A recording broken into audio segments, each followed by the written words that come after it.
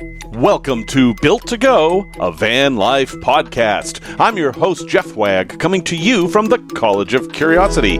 This time it's episode 101, the first episode of season 2. And we're going to talk about 10 pieces of good news for van life. We're also going to discuss a problem with combo solar charger and DC to DC chargers, a tale from the road involving an island and a ghost, and a product review of a really nice, simple to install and inexpensive ladder. Hello everyone, welcome back. It is finally season 2, and you're going to notice a lot of new music this episode. This music is all by Simon Wagg. He basically wrote me kind of a suite of music that I'm going to play in its entirety at the end of this episode, because I know some of you really like Simon's music. So, stay tuned at the end after the credits and you can hear the entire song he made. Let's talk about 10 pieces of good news for van life. A lot of times I feel like I'm just, debunking things and talking about how things aren't really as good as they seem, but not this time. 10 things that are actually good news. And number one, and one that everyone's paying a lot of attention to, gas prices are going down. Yes, it's true. It's happening slowly, but gas prices are dropping. In fact, oil prices had a big drop last week, and that is a clear sign that we should see gas prices falling soon. Hopefully, everything can change. But all the indicators are saying that gas prices should be going down now that the summer demand is over and some of the oil refineries that were taken offline during storms last year are coming back online. We should be getting some relief, at least I hope. By the way, the cheapest gas for sale in the U.S. is in the southeast, Arkansas, Louisiana, South Carolina, in that area. That's where you're going to find the cheapest gas. And the most expensive, you will not be surprised to hear, is usually the Bay Area of California, which sees prices over $5 a gallon these days. Whew. But, again, that should be coming down soon. Number 2. The Rubber Tramp Rendezvous in-person event that was made famous by the movie Nomadland and, of course, due to its own success, is a go for 2022. That means they are planning on having the event in person. Now, obviously, we're still in the middle of a pandemic and things can change, but as of right now, they are planning on having it in person. They haven't announced dates yet or location or anything like that. But if it happens and I can get there, I'm planning on going to the RTR this year, even though it is a crazy long drive from Chicago. That is a good sign. It's a sign that things are coming back to normal. And RTR is always going to be a great place to meet other van lifers and learn new skills. It is the biggest of these events, and it is the one most focused to helping people learn how to live in vans. Number 3. For those of you that travel around and do jobs here and there, you're kind of a nomadic worker, boy, this is a great time for you. There are jobs everywhere, and the wages are higher this year. This crazy job shortage we're going through, which has a number of complex factors in it, is a boon for people in van life because you can find temp jobs nearly anywhere you go, and they pay more than ever before. One place to find these is at workcamper.com. That's WORK Amper, just 1K, workcamper.com. And that's a subscription service, but it is the go-to place for finding these jobs. So if you want to do beet harvest or work at Amazon or sell Christmas trees or any of that kind of thing, workcamper.com can help you. But you know what? Don't be afraid to look on Facebook and Craigslist and places like that. For example, I have a friend who has a business doing Christmas lights for cities and large businesses, and he was paying very generously recently for folks in the northern Chicago area. So there are lots of these opportunities out there, and that is great. This is not going to be a lean Christmas for folks willing to work. Number 4. Lithium iron phosphate batteries continue to fall in price. Prices have dropped about 97 to 98% in 10 years. At this point, and I've said this before, lithium is the way to go. in your van build unless you're going to be operating mostly in freezing conditions. The value is in lithium. Don't forget, with lithium, you get faster recharges, deeper discharges, and they weigh a lot less. And there's absolutely no chance that anything's going to leak out or anything like that. The only problem with lithium batteries is that you can't charge them if the battery is below freezing. But there's ways to account for that. So seriously, if you have been thinking about batteries, really, just skip everything else and just get lithium, and you'll find deals everywhere. However, remember that the cheaper batteries have less sophisticated battery management systems, and you might want to spend a little bit more to get a fancy one with Bluetooth or something. Number 5.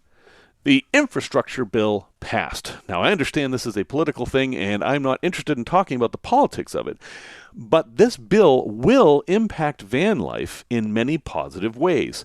After all, the bill is about building infrastructure, and that's the thing we depend on to get where we're going, to connect to the internet, and to have services when we get where we're going.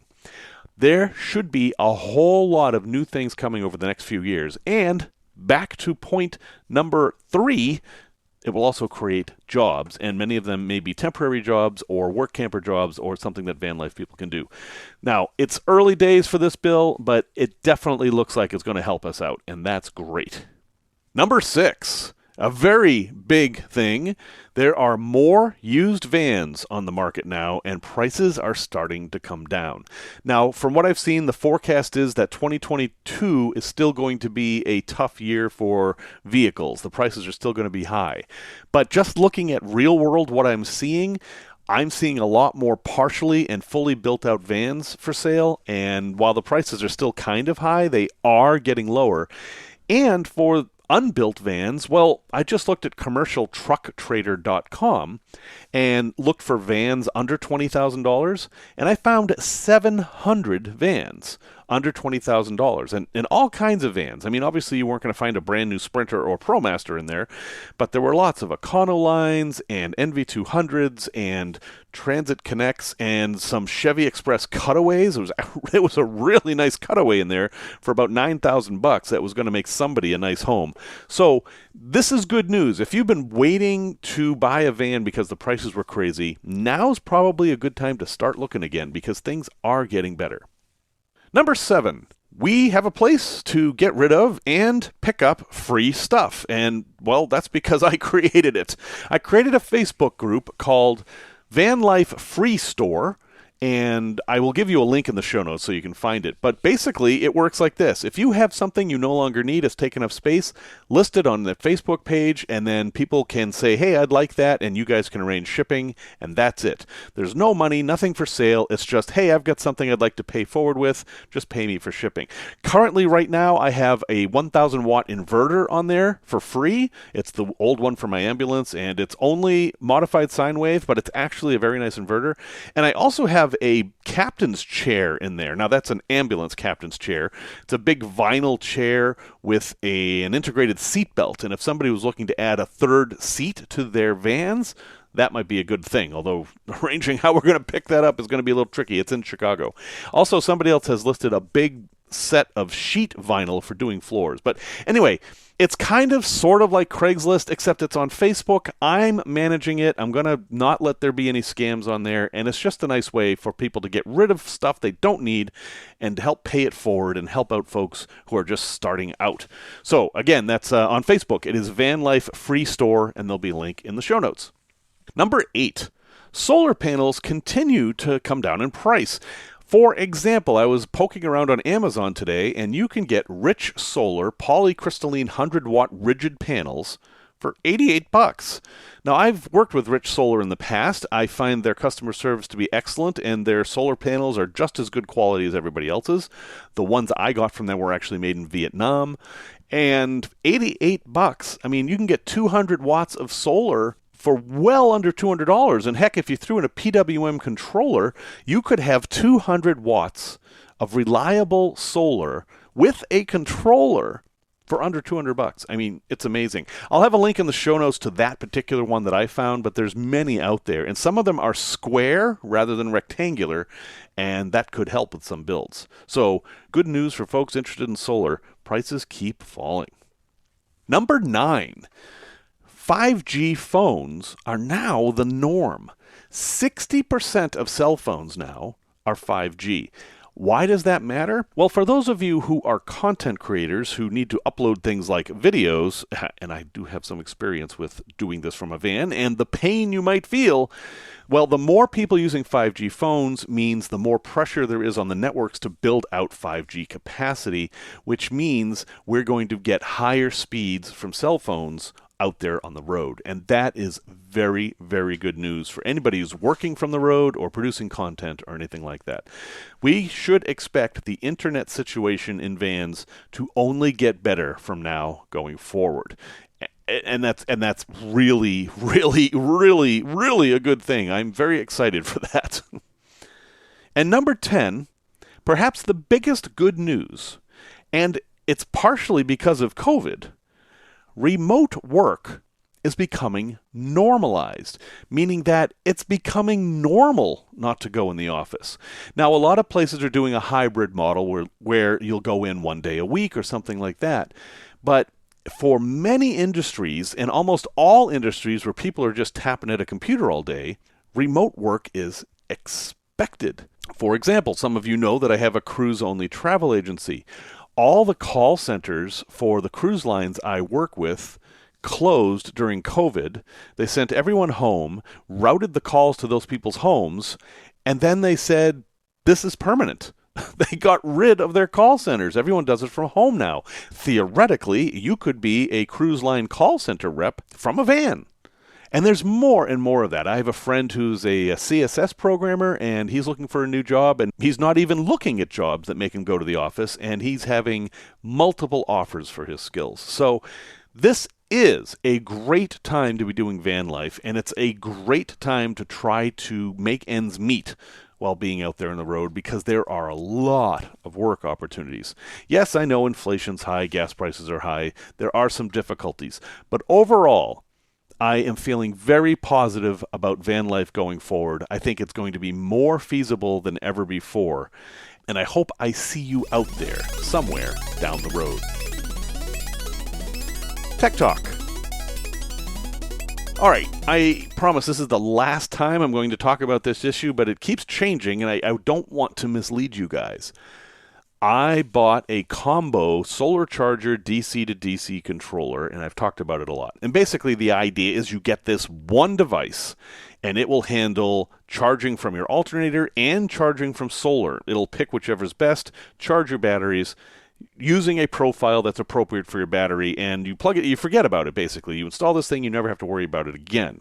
I installed one of these, and it did work, but it had this big problem, which was that it wouldn't pass through power from the solar to any appliances you were using if the battery was full. Meaning, if the battery's full, and it's noon, and you're getting solar power, and you turn something on, you would rather that something that you turned on take power from the solar rather than from the battery. And this one that I bought had a problem that it would only start charging the battery after the battery was just about dead, which was kind of pointless.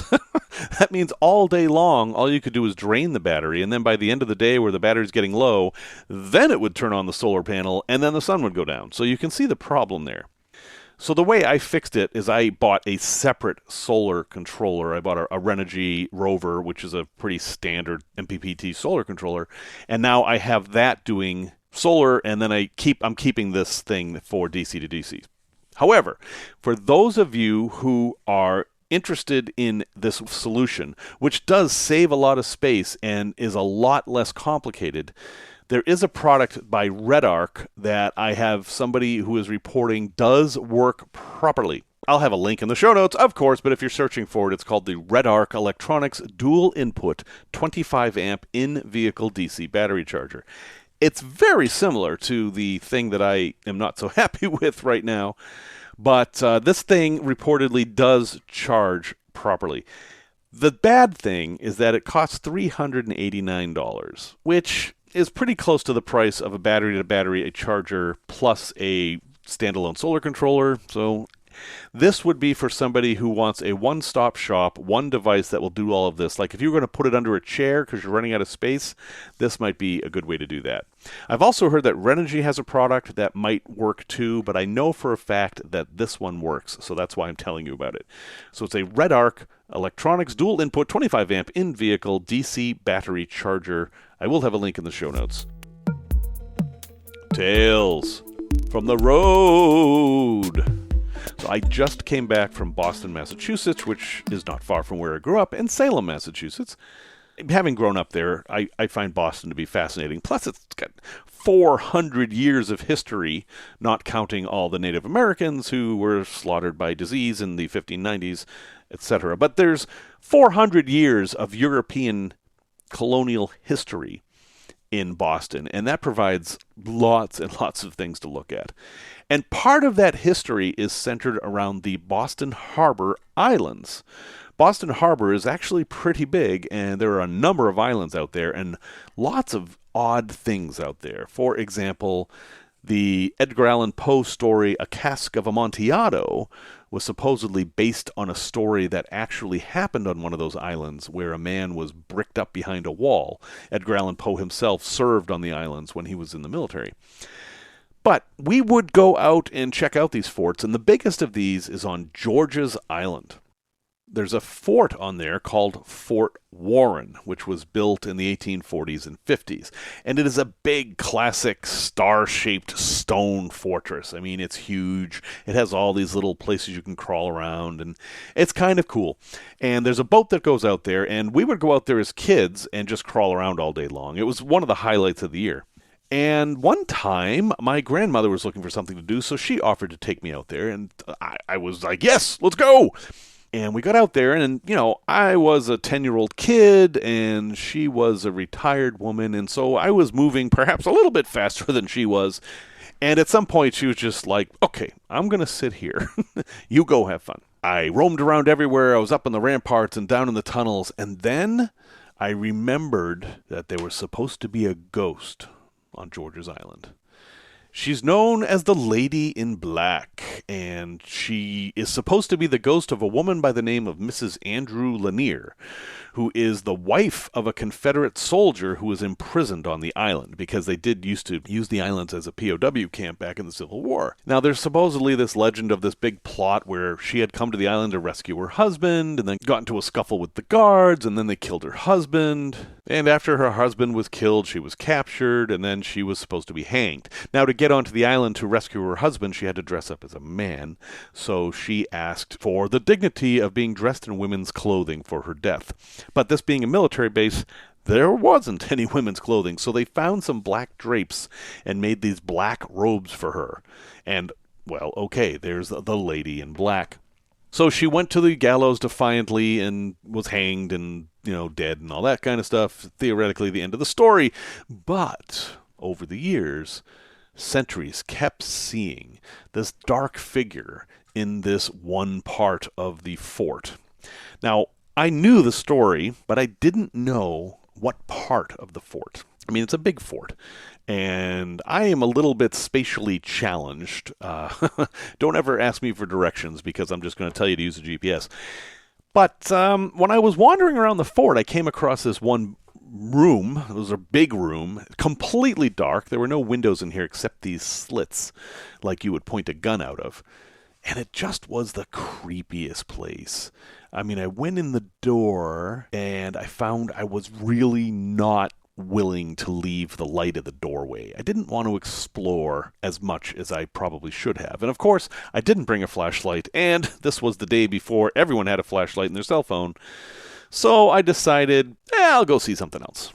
But curiosity did get the better of me, and I went back and looked at the map and tried to figure out where people were seeing the Lady in Black, and you guessed it, it was in that very room.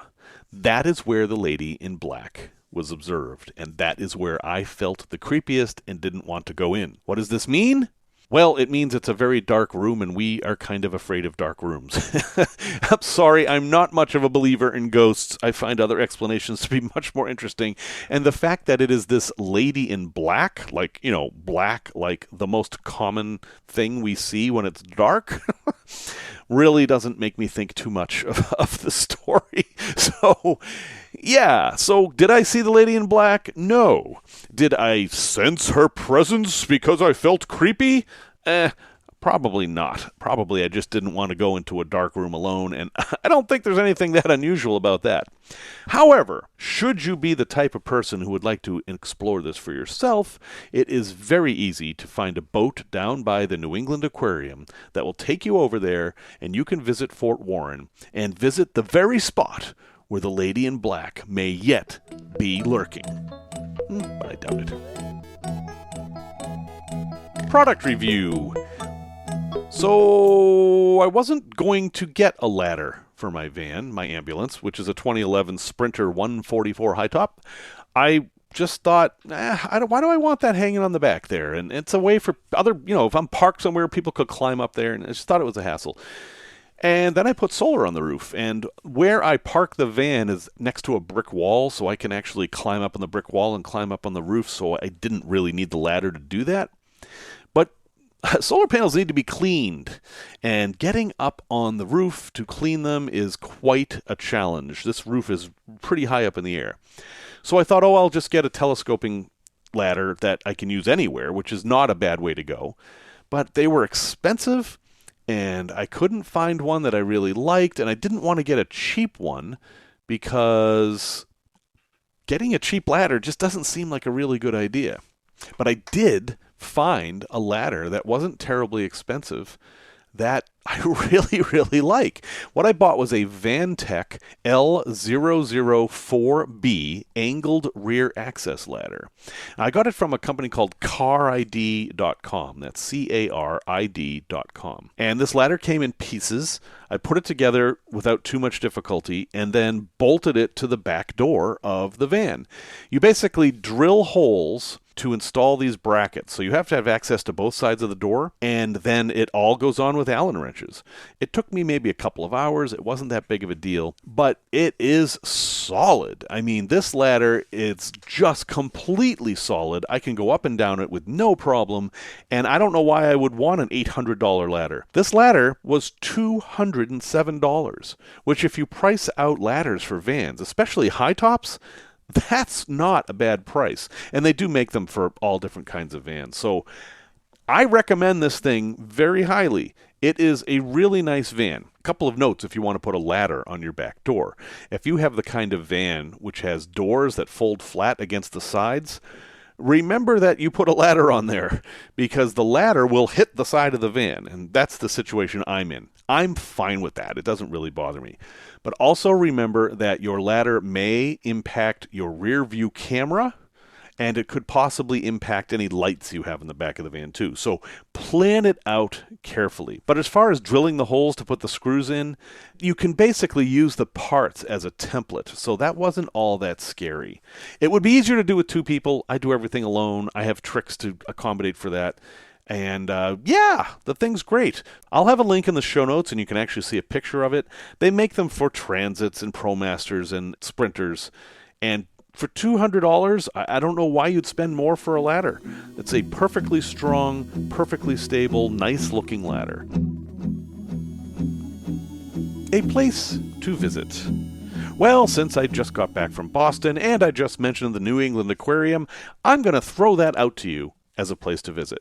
Now, if you're going to go to Boston, parking is very, very difficult. Street parking is often only for an hour or two, and most of the garage parking has a 6-foot or 6'6" limit. It's a big deal. In fact, I was going to drive to Boston, but I ended up flying because of parking. I needed to stay for 5 days, and the cheapest parking I could find was $36 a day. And when I added everything else up, I mean, my airfare was less than $36 a day. So, yeah. But anyway, there's a way around that, and that is to go to the Riverside Green Line. It's just outside of Newton. They have 925 parking spaces that are open. So you can park there and then just take the Green Line into Boston, and you can get off. You'll have to look at the map of the T, but it's not all that big. It is not. Boston's a very walkable city. It kind of doesn't matter where you get off. But you can get off near the aquarium or switch to, I believe it's the Blue Line that actually goes to the aquarium. Anyway, that's how you handle parking. Let's talk about the aquarium. So the Boston Aquarium was opened, I believe, in the late 60s, and it's someplace I went a lot as a kid. It is a modern style aquarium, but it is certainly older, and it shows it than, say, the big aquariums in Baltimore or New Orleans or places like that. I believe Georgia has a big one now, too. But it's still pretty cool. They have done a lot to keep this up and change it. The main feature of the aquarium is a massive coral reef tank in the middle. It was actually the first thing they built. And it's multiple stories high. And the entire aquarium has a ramp that goes around this coral reef. It's kind of like the Guggenheim in New York, if you've ever been there. And you kind of walk around the coral reef, and you see the different fish that live at different levels. Like at the top, you'll find the sea turtles, and at the bottom, you might find the sharks, if they happen to have any, and the schools of fish are in the middle, and all that kind of stuff. It's really quite nice, and there's always someone there to answer questions.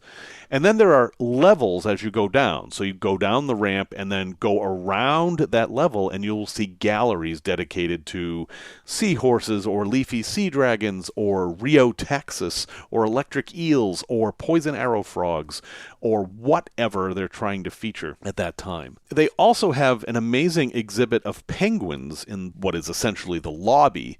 The lobby is a concrete catwalk that goes over basically a big pool, and in that pool are rocks, and on the rocks are lots and lots of penguins, and you can interact with them with lasers. Yes, they have these machines, well, they're lasers, they're not really machines, that shine a laser fish in the water, and the penguins will chase it around. So you can actually play laser tag with the penguins, and it's not mean.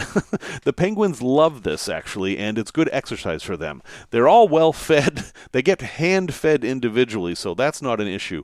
But since they're not actively hunting for their food, you're providing that activity for them. So, this isn't cheap. There's a lot of tourists there. It's about $31 to get in. They have sea lions that you can see, and a giant gift shop, and it's right down in the middle of all the harbor activities. All the ships leave from there, the duck boats leave from there, there's illegal seafood across the street. You could basically have your lovely waterfront day using this as the center. It takes about 4 hours to see most everything. You could easily spend more there. There's a cafe. So if you're in the Boston area and you'd like to see a very well-run aquarium, even though it's 50 years old, take a look at the New England Aquarium. I am quite nostalgic about the place, so I might not be the most impartial judge, but I really think almost anybody with any interest in the ocean or ecology or anything like that will have fun looking at all the various exhibits. Resource recommendation. So I've been meaning to talk about this for a long time. There is an iOverlander problem, folks. iOverlander, Allstays, Campendium, freecampsites.net. There are probably 20 or so different websites now where you can find places to sleep overnight. And they all have pluses and minuses, and they all have different things, which I find interesting. And I am not saying that these apps are useless, but I do want to point out a problem, and I don't really know how to solve it. Here's the problem. When I was in South Dakota, I found a rest area that seemed like a good place to spend the night. I spent the night there, and I put it in iOverlander. I mentioned that there were no signs prohibiting parking overnight, that there was good cell phone signal, that there were bathrooms that were open 24 hours a day, and it was fairly quiet because it happened to be far enough from the highway. So, a pretty decent place to stop if you're traveling through South Dakota. And, I went about my life and didn't think much of it. And then a couple years later, I went and looked at that review and saw that a lot of people had stayed there based on it being an iOverlander. And then I noticed that a lot of people were very angry because now there are signs there that saying no parking overnight. And this is happening more and more with iOverlander and other apps and websites. We're encouraged to find places to park and put them in iOverlander, but then they become popular, and then whoever's in charge of that area can get upset, and then people aren't welcome there anymore. And this is the dilemma. If you find a great place to park, should you put it in these apps? And I don't know the answer. I know of a great place to park right near Garden of the Gods in southern Illinois, which is easily the most beautiful place in Illinois. A great place to go, by the way. This is a great place to park. You can spend the night. There are bathrooms nearby. You're not going to have any problems. But it's not in iOverlander, and I don't want to put it there because I feel like as soon as I do that, it'll get ruined.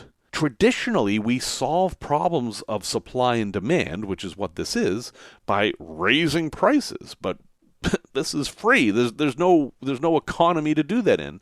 And obviously we wouldn't want to do that anyway. So, folks, I don't have an answer. And I don't have any advice. If you find a great camping spot, you kind of have to think twice about putting it in these popular apps because it could get overrun and then no one can use it. And yet it feels dishonest to use iOverlander and not contribute to it. So, again, I don't have an answer, but I do want to point out this problem and make you aware of it. And maybe if you find a quiet neighborhood near a major city that you can park in, maybe you don't want to put that in iOverlander. But if you find a good BLM spot that's a little bit further out of the way that people may not know about, that's probably a great thing to put in iOverlander. But for the things in the middle, boy, I just don't know. And I'm troubled by it because I feel like if Vanlife keeps getting more popular, we're going to be finding fewer and fewer and fewer places where we're welcome, and that's a problem. Thank you for listening to this first episode of Season 2, Episode 101. Music, as always, is by Simon Wagg. You can get a hold of me at jeff@built2go, that's 2 T's, not 3, not 1, .com, or you can find me on Instagram as College of Curiosity, or on one of our Facebook groups, such as Built to Go, a Facebook group. We also have a YouTube channel called, you guessed it, Built to Go, a YouTube channel. And until next time, remember this provocative quote from Albert Camus. Always go too far, because that's where you'll find the truth.